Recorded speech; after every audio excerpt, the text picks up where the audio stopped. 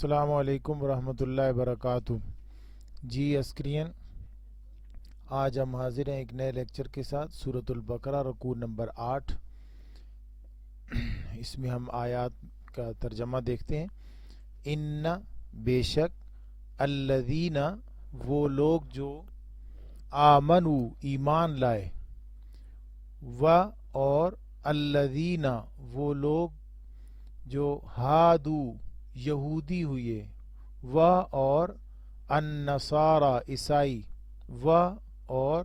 الصابئین وہ لوگ جو صابئین ہیں۔ صابئین کی تشریح آگے آئے گی۔ صابئین کون ہے؟ من جو آمن ایمان لایا، باللہ اللہ پر، و اور الیوم الآخر آخرت کے دن پر، وعمل صالحا اور اس نے عمل کیا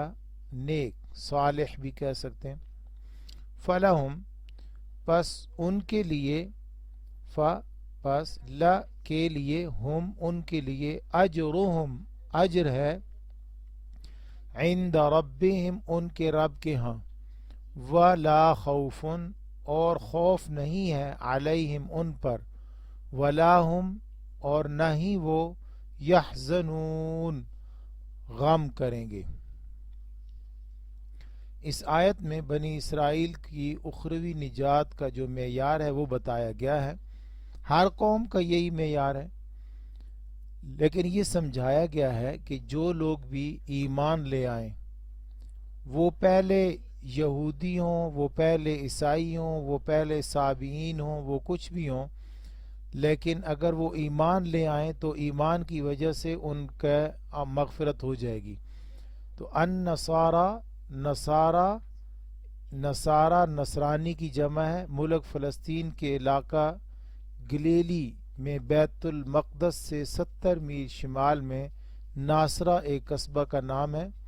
حضرت عیسیٰ علیہ السلام کا جائے پیدائش ہے، آبائی وطن ہے۔ اسی نسبت سے آپ یسوع ناصری کہلائے۔ ناصرہ کو عربی میں نصران کہتے ہیں۔ نصرانی کی نسبت اسی قصبہ کی طرف ہے۔ الصابئین سے کیا مراد ہے؟ تو الصابئین، صابی اس شخص کو کہتے ہیں جو اپنے دین کو چھوڑ کر دوسرا مذہب اختیار کر لے۔ پہلے وہ کسی مذہب میں ہو، پھر اس کو چھوڑ کر دوسرا مذہب اختیار کر لے۔ اس اصطلاح میں صابئیون کا نام ایک مذہبی فرقہ تھا جو عرب کے شمال مشرق میں شام اور عراق کی سرحد پر آباد تھا۔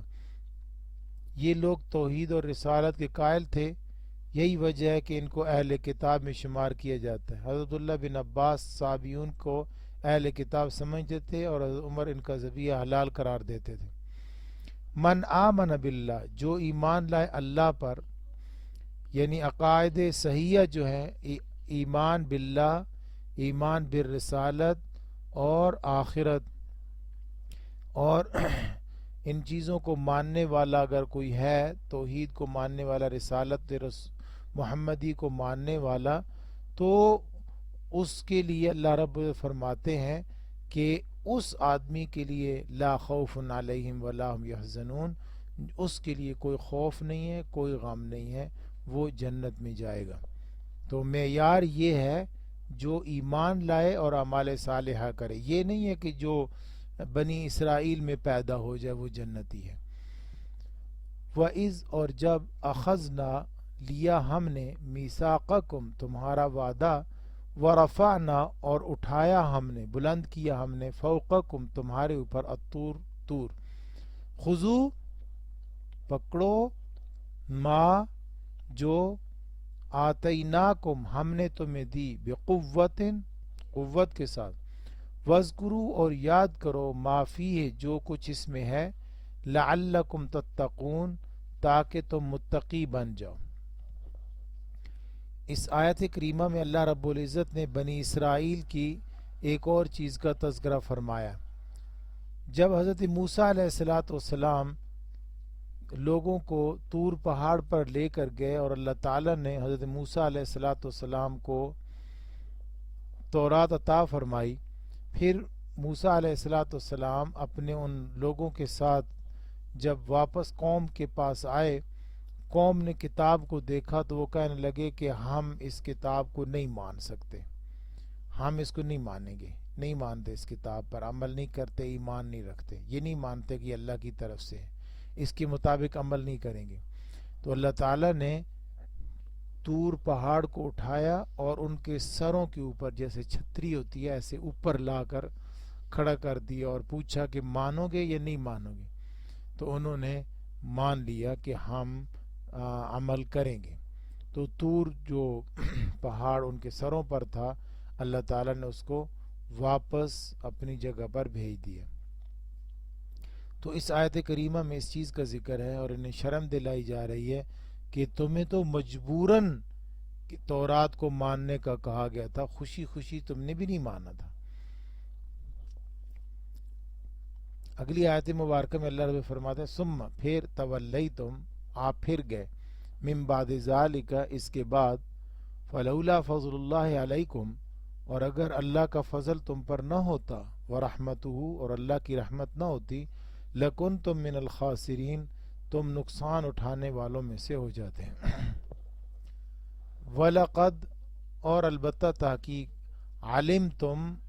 آپ نے جان لیا، الذین ان لوگوں کو، اعتدوا جنہوں نے حد کو توڑا، حد کو پار کیا، عبور کیا، منکم تم میں سے، فی السبت ہفتے کے دن، فقلنا پس ہم نے کہا، لہم انہیں، کونوا قردۃ بندر ہو جاؤ، خاسئین ذلیل، فجعلناہا پس بنا دیا ہم نے انہیں، لما بین یدیہا وما خلفہا ان لوگوں کے لیے جو ان کے سامنے تھے اور جو ان کے بعد میں آنے والے ہیں، موعظت پرہیزگاروں کے لیے، عبرت کا نشان۔ اس آیت میں اللہ رب العزت نے واقع سبت کا ذکر فرمایا ہے۔ سبت ہفتے کے دن کو کہتے ہیں، اور اس پر ایک لیکچر بھی آئے گا واقع سبت کے بارے میں۔ عربی زبان میں ہفتے کو یوم السبت کہتے ہیں۔ یہودیوں کے نزدیک ہفتے کا دن ایسے ہی تھا جیسے ہمارے لیے جمعہ کا دن ہے۔ تو اللہ تعالیٰ نے یہودیوں کو جمعے کے ہفتے کے دن کام کرنے سے منع فرمایا تھا، صرف عبادت کے لیے مخصوص رکھیں اس دن کو۔ پھر حضرت داؤد علیہ السلام کے زمانہ میں بحیرہ کلزم کے کنارے آباد ایلا شہر کے باسیوں کو اللہ تعالیٰ نے یہ حکم دیا کہ تم ہفتے کے دن مچھلیاں نہیں پکڑ سکتے۔ انہوں نے ایک ہیلا کرنا شروع کر دیا، انہوں نے بڑے بڑے تالاب بنائے اور مچھلیوں کو وہ پیچھے سے لا کر تو اس پانی کے اندر سے ایسے جال کے ذریعے سے یا ڈنڈیوں کے ذریعے سے لا کر اس تالاب میں چھوڑ دیتے تھے، اور ہفتہ جب گزر جاتا تھا اتوار تو اس دن پکڑ لیتے تھے۔ تو یہ اللہ تعالیٰ کے حکم کو انہوں نے مذاق سمجھا، تو اللہ تعالیٰ نے انہیں بندر بنا دیا۔ چونکہ بندر بھی بہت دھوکے باز ہوتا ہے، اس لیے ان کے جرم کے مطابق اللہ تعالیٰ نے انہیں سزا دی۔ پھر یہ 3 دن تک بندر ہی بنے رہے، پھر جو ہے وہ اللہ تعالیٰ نے ان کو 3 دن کے بعد ختم فرما دیا، یعنی یہ فوت ہو گئے، مر گئے۔ اللہ تعالیٰ بنی اسرائیل کو یہ شرم دلا رہے ہیں کہ یاد کرو تمہیں اللہ تعالیٰ نے جو حکم دیا تھا تم نے اس حکم کو پورا نہیں کیا۔ تو اس کو دیکھ لیجئے گا۔ وَإِذْ اور جب، قال کہا، موسیٰ علیہ السلام نے، لقومہ اپنی قوم سے، ان اللہ بے شک اللہ تعالیٰ، یأمرکم تمہیں حکم دے رہا ہے، ان تذبحوا بقرہ یہ کہ آپ گائے کو ذبح کریں۔ قالوا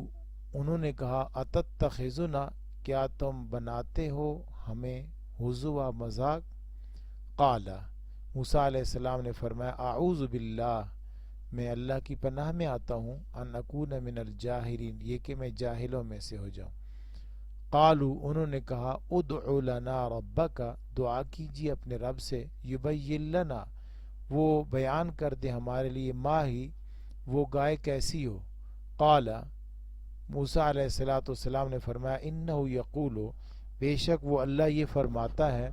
انہا بقرتن بے شک وہ گائے ہے لا فارزن نہ بوڑھی ہے ولا بکر اور نہ ہی کمواری عوانم بین ذالک ان دونوں کے بیچ بیچ میں ہے درمیانی عمر کی ففعلوا ما تؤمرون پس کرو جو تمہیں کہا گیا ہے قالو انہوں نے کہا ادعو لنا دعا کیجیے ہمارے لیے اپنے رب سے یبین لنا وہ واضح کرے ہمارے لیے ما لونہا اس گائے کا رنگ کیسا ہونا چاہیے قال موسیٰ علیہ السلام نے فرمایا انہو یقول بے شک وہ یہ فرماتا ہے انہا بقرۃ صفراء بے شک وہ گائے ہے زرد رنگ کی فاقع لونہا اس کا رنگ گہرا ہے تسر الناظرین وہ دیکھنے والوں کو بہت اچھی لگتی ہے بھلی لگتی ہے قالو بنی اسرائیل نے کہا ادع لنا ربک یبین لنا ما ہی ان البقرہ تشابہ علینا ان البقرہ بے شک گائے تشابہ مشتبہ ہو گئی ہے مکس ہو گئی ہے علینا ہم پر نہیں پتہ چل رہی وَإِنَّا إِنشَاءَ اللَّهُ لَمُهْتَدُونَ اور اگر اللہ نے چاہا تو ہم ضرور ہدایت پر ہو جائیں گے یعنی ہمیں پتہ چل جائے گا قال موسیٰ علیہ السلام نے فرمایا انہو یقول بے شک اللہ فرماتا ہے انہا بقرۃ بے شک وہ گائے ہے لا ذلول نہ ہی کام کرنے والی ہے تثیر الارض جو ہل چلاتی ہو ولا تسقی الحرث اور نہ ہی کھیتی کو پانی پلانے والی ہو یعنی اس سے یہ دونوں مشقتوں والے کام نہ لیے گئے ہوں مسلمتن بے عیب ہو لا شیۃ فیہا اس پہ کوئی داغ نہ ہو کوئی زخم نہ ہو قالوا الآن جئت بالحق کہنے لگے اب آپ حق لائے ہیں نا فذبحوها پس انہوں نے ذبح کر دیا گائے کو وما کادوا یفعلون اور وہ کرنے والے نہیں تھے گائے کا واقعہ بنی اسرائیل کا بڑا اہم واقعہ ہے اس میں بنی اسرائیل کے ایک شخص کا قتل ہو جاتا ہے اور اس کے قاتل کا پتہ نہیں چلتا اگلے رکوع میں اس کا ذکر دوبارہ آ رہا ہے تو بنی اسرائیل کے لوگوں سے یہ فرمایا گیا کہ آپ جو ہے نا اس کا قاتل تلاش کرنا چاہ رہے ہیں تو ایک گائے خریدیں اور اس کو ذبح کریں